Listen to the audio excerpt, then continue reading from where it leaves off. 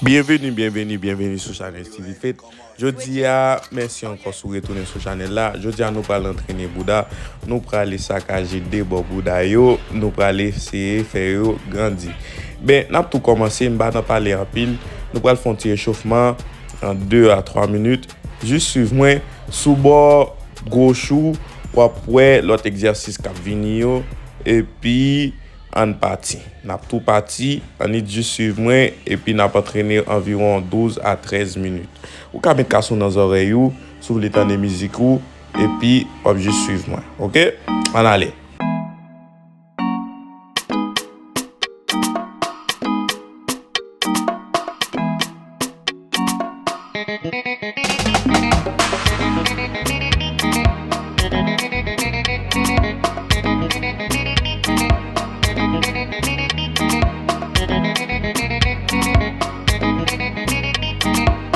Ben, pour nous commencer, nous allons faire 20 squats et puis après ça, tout exercice nous allons faire, nous allons faire chaque bord 15 fois, ok? Chaque bord 15 fois et puis nous allons faire 4 fois, 4 séries. Ok, nous allons tout commencer, nous allons faire 20 squats avec, on compte ensemble. Allez!